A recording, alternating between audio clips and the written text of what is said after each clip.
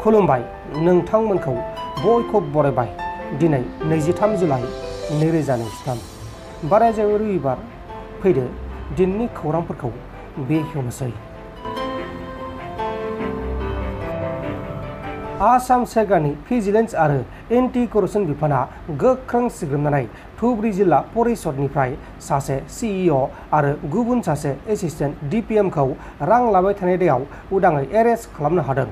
हमजानाय सानै मावथिफोरनि मुङा जाबाय सीईओ बिश्वजित गोस्वामी आरो DPM मृणाल कान्ति सरकार।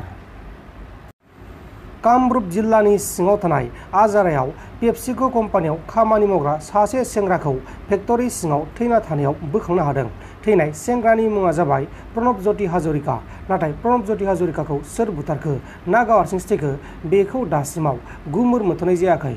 दा बे जाथायनि सायाव नायबिजिरनाया सोलिगासिनो दङ।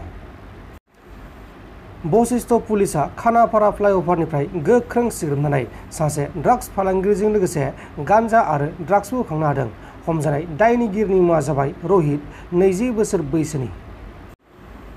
क'क्राझार डिस्ट्रिक्टआव मुगैथाव आरो खास्रि बिस्रि जाथाय।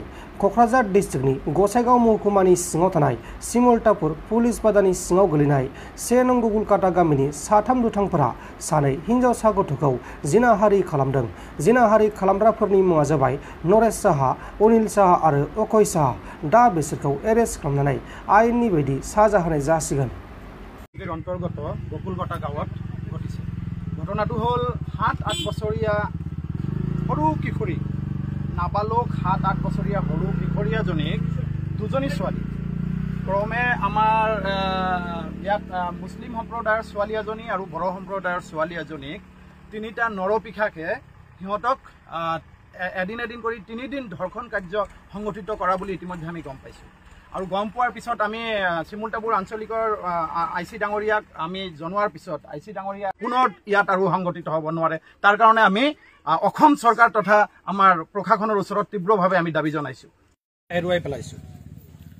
ভাষা হেৰুৱাই পেলোৱাৰ কাৰণটো হ'ল যে আচলতে সমাজখনক লজ্জানত কৰা ঘটনা এটা ইতিমধ্যে এই চিমলতাপুৰ আৰক্ষী চকীৰ অন্তৰ্গত এখন গাঁৱত সংগঠিত হ'ব পাৰিছে। সৰু সৰু দুজনী ছোৱালী 8-9 বছৰীয়া দুজনী ছোৱালীক তিনিটাকৈ নৰপিশাকে এদিন নহয় দুদিন নহয় 3 দিনকৈ ধৰ্ষণ কাৰ্যসূচী কৰা বুলি আমি ইতিমধ্যে গম পাওঁ। আৰু গম পোৱাৰ পিছত এই অঞ্চলৰ ৰাইজে আমাক মাতে আৰু আমি লগালগ চিমলতাপুৰ আৰক্ষী চকীৰ ভাৰপ্ৰাপ্ত বিষয়াক অৱগত কৰোঁ আৰু তেখেতে কোনো ধৰণৰ পলম নকৰাকৈ খৰতকীয়াকৈ আহি ইয়াত উপস্থিত হয়। উপস্থিত হোৱাৰ পিছত ছোৱালী দুজনীৰ পৰা সিহঁতে ষ্টেটমেণ্টখিনি লোৱাৰ পিছত তিনিটা নৰপিশাককেই ইতিমধ্যে আৰক্ষী চকীৰ ভাৰপ্ৰাপ্ত বিষয়াগৰাকীয়ে নিজে হাতে কাৰায়ত্ব কৰিবলৈ সক্ষম হয়। আৰু সেই চাগতেই মই এটা কথা ক'ম যে আচলতে ভাৰত চৰকাৰখনে কথা এটা কয় বেটি বাচাও বেটি পঢ়াও। আচলতে এই যে শ্লোগান এটা এই শ্লোগানটোৱে জানো কোনো ধৰণৰ কাৰ্য কৰিছে? এই শ্লোগানটোৱে জানো কোনো ধৰণৰ প্ৰতিফলিত হ'ব পাৰিছে? আজি মণিপুৰৰ নিচিনা জেগাত হাজাৰ হাজাৰ ৰাইজৰ সন্মুখত মহিলাসকলক উলংঘ কৰি সিহঁতক য'তে মতে ৰেড কৰাই আছে।